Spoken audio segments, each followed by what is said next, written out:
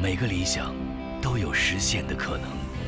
4年来，小银科技以智慧金融助力1800万人逐梦前行。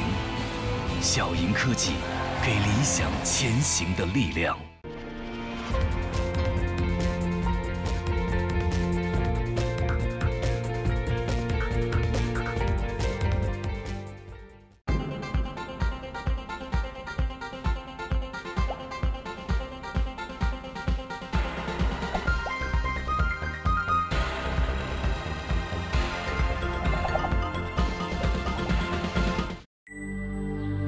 本节目由小银科技冠名播出。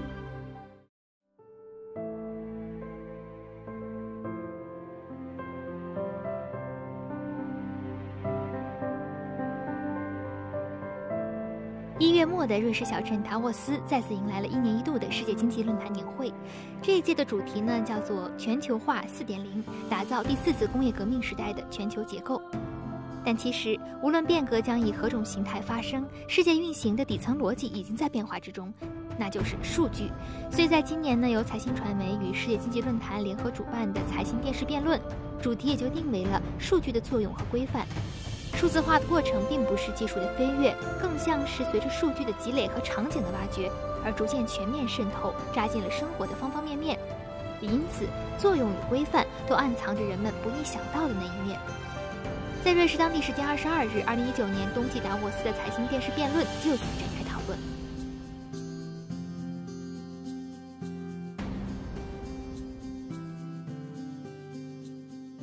Data is everywhere. Our phone, our computer, our watches, our cars, you name it. But what do they know about me that I'm not aware of? Who has my data? And what kind of algorithm is used to set my data, and who sets the algorithms? Our current legal infrastructures, ethical norms, industry principles were all set in the pre-data era. Data is changing our life. Data is our life. But human beings should govern data, not vice versa. And this debate here we're having today is about me, about everyone in this room, or perhaps about everyone on this planet. So I'm extremely excited to share with you today this session with our extremely qualified panelists. They have voices from different but the key sectors, government, civil society, as well as the private sector, the leading tech companies. Let's get this discussion started now. I want to start from the lady on my far left side, Lauren Woodman, CEO of NetHope. As someone with extensive experiences working in tech companies, she's now leading the effort of using technology to advance humanitarian work internationally. So, Lauren, why should we make development work techy? And how do you do that? Do we hire a bunch of coders and let them handing out aids? Thank you. And thank you for teeing up this important debate. So, NetHope is a consortium of the 57 largest humanitarian development and conservation organizations around the world, and we work in partnership with tech companies to identify how we can use technology most appropriately in the work that we're doing. It's not so much that we want to force technology into the work that we do in the development and humanitarian sector. It's that those are modern tools that have tremendous promise. And given the challenges that we're facing, from a global perspective.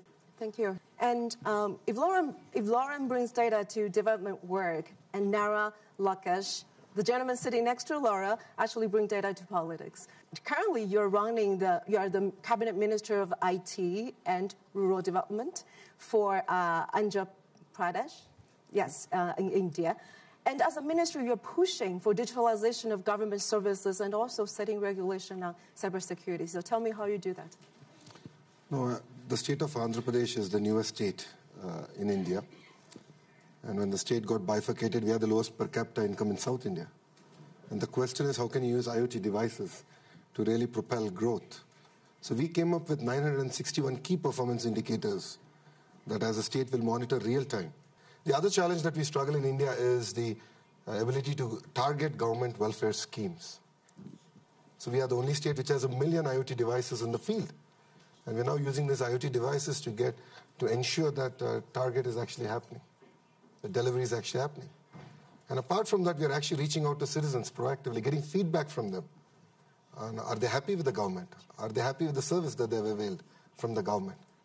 So I think that this is just the beginning of what I believe is agile governance. And we at the state of Andhra Pradesh actually call it real-time governance. And through this, what we want to achieve is invisible government, but visible governance. Mm-hmm. And then Jian Sun, sitting in the middle, CEO of Sutrip, China's largest online travel agency. Thank so you. Tell me, how many me are there in your pool and other data about me that I don't know? Thank you. Sutrip has 200 million active users. Every day we handle 50 TB data. So people like you, we know you're coming to Davos. Our system will automatically put lots of emphasis to make sure your trip is guaranteed. For customers who are high-end, family-oriented customers, we also are able to provide them with customized tool, which is suitable for their income, for their family needs. So data is very much used to help our customers to have a pleasant trip. Thank you. Next speaker is Marija Shake, the European Parliament member, serving also on the Committee of Foreign Affairs as well as the Subcommittee on Human Rights. Marija, Europe definitely has the toughest law on data. Why so? And you don't want to have world-class tech companies being born in Europe? Europe is very ambitious when it comes to a digital single market, but we also believe that there are some core principles that should not be disrupted by technology. As you said in your introduction, humans should guide data, not data guide humans. If you believe in the rule of law applying online as well, then you automatically have to come to some frameworks of legislation that actually safeguard these principles, whether it is fair competition to make sure that every company has an opportunity in the digital space on equal grounds, whether you're large or small, but also to make sure that rights like non-discrimination principles are not violated by algorithms. We don't always get to the biggest, the fastest. Now, that bigger is not always better. And that we have to really think about what are core principles about the rule of law, about democracy, about universal human rights, about fair competition, that we want to safeguard no matter what innovation comes our way. The gentleman sitting next to me, Mr. Chen Shengqiang, CEO of JD Digits, one of China's leading digital technology companies. What does JD do? How is data changing finance as well as other industries, in your view? 金融数科实际上我们可以用3个词，然后来代表，就是那个数字资产化、资产数字化以及产业数字化。就这3个字怎么理解呢？就数字资产化，实际上是我们在最早在做这块业务的时候，我们利用整个电商的产业链的数据，去给中小企业以及个人提供一系列的金融服务。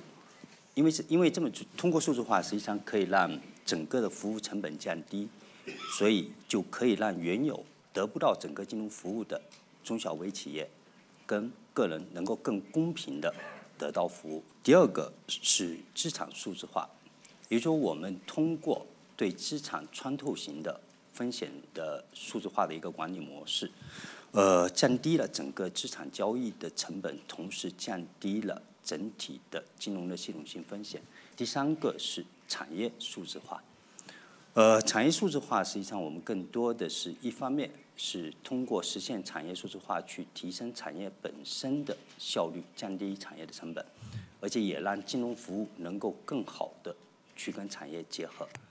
所以总体来讲的话，就是我们的业务从一开始用数据去提供金融服务给中小微企业，给那个个人，接着发展到我们将这块能力赋予金融机构去做服务，包括现在我们开始做包括智能城市、智能农业这一系列东西。就我们实际上觉得说，数字化是实现社会公平以及普惠的一个核心的一个前提跟能力。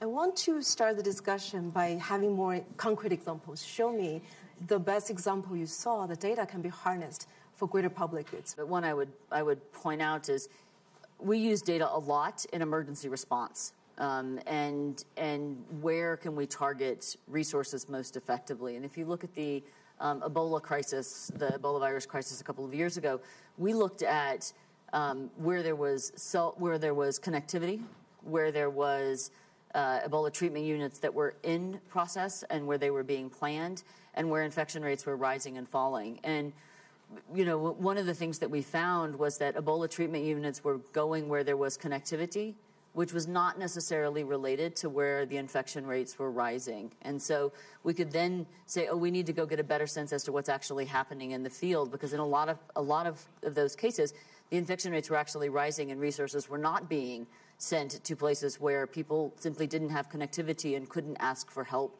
in a timely manner. And so it allows us to make decisions about where we could take precious resources, especially in times of crisis, and direct them most effectively. And now we probably want to shift from the rosy picture slightly to the darker picture. How about algorithm bias and what kind of harm that can be possibly done? I think there are risks when there is abuse of power without oversight. And this goes for abuse of power by governments with the help of technology, but also abuse of power by companies with the help of technology. But where the responsibility that comes with that power is not really articulated in any kind of oversight or governance model. So there's a lot that we don't know about how the algorithms work. We are all biased, and if we program our algorithms based on our own bias, then these biases would go on steroids and really select information in a way that may be discriminatory or anti-competitive or may inhibit freedom of expression or other very fundamental rights that people have. So one of my main concerns is the lack of oversight over algorithms, which has a major impact potentially on the public discourse. Public health, public discourse and democracy, public safety are all reasons to want much more oversight over algorithms. As policymakers, do you know enough to make the rules that can foster innovation but at the same time give proper protection? Maybe start with you, Lakesh. No, I think as a state, we look at the private sector as a partner in this entire process. So I think the industry understands better where technology is moving, and of course safeguarding the rights of our citizens. So I think it's a very fine balance. But as a state, what we have taken is the data that we have as a state. Can this become a platform for innovators to come and offer services to the citizens? Can this foster entrepreneurship? And it also depends on which part of the world you ask this question. Yeah. Because I think emerged economies or developed economies have a different set of challenges versus emerging economies. How about you, Mary J? And I think there's a growing tension there. I mentioned data breaches. If a company is negligent but is not held to account, it still erodes the trust in law and order. And I believe the question of protection of universal rights of people is very, very crucial here. And this can lead to very, very worrying developments where the rights of people are at stake. And I believe that we as developed economies that are oftentimes also investing in development aid, partnerships with developing economies should also partner on updating the laws. But if we forget to update the laws, then we are creating larger asymmetry at the expense of people. And so lawmakers at least can have consensus on the key principles. That's not always easy either. There's a fierce debate going on what the core principles are, but there are many foundations in laws. So even at the UN level, there is an understanding that laws should apply online as they do offline. But, of course, there's different variations in how many laws are articulated for the offline world and therefore how they can apply online. I want to shift back to our two panelists from the private sector. Do they know enough to make informed consent when they agree? When they tick the box, I agree. Do they really know what they're agreeing on? Yeah, you try to make it as transparent as possible. Some customers just, they check the box without thinking about it until something really hits. What we do is twice remind the customers twice. Just make sure the yellow box is very striking so they cannot ignore it. And regarding, the discussion government with private segment, I think balance is very important. If the government, because politicians is not day-to-day in these study versus the companies every day, the engineers are studying these data, right? So if the politician doesn't understand it with a good intention, they might implement something that is blocking the advancement in technology. So I think it's very important for the rules and the regulation to stay in principle. If the rules is too detailed, too strict, in a way, it scares lots of companies. For example, the GDPR rule. For me, GDPR rule is very, very good. But a lot of small companies says, oh, we're not going to go into Europe. And finally, Europe lose in this innovation, right? If the small company is not in your continent, the consumers will not benefit from these innovations. So it has to be a very careful with a good intention. Only everyone works as a partner, then the ecosystem is very healthy. Thank you. Marija, do you have any response that GDPR or the tougher laws actually are preventing more companies coming to Europe or actually preventing the flow of the technology? Sure, I think it's always very important to look at what the impact of laws are on SMEs, for example, small and medium-sized enterprises. And I believe that the General Data Protection Regulation, which you mentioned, short for GDPR, short for that it will see reviews and improvements. There are also those who say, oh, there cannot be innovation when you have too strict regulation. This is actually not the case because companies are now incentivized to innovate while respecting privacy. I don't think it's a black and white discussion, but it is a question of what kind of model, what kind of values, what kind of governance is going to govern technology. And it is fascinating to compare how the Chinese model is developing, especially in artificial intelligence now with great ambitions, very top-down driven, a lot of money being invested, versus the American model where the market is very, very strong. And then a European model that is, I guess, more rule of law based and where we should also be more ambitious. But normally you can see in the way technology is governed an extension of how a society is governed. And I believe we're actually witnessing a global competition for which system is going to be dominant. Thank you so much. Please join me and give a big round of applause to our panelists today.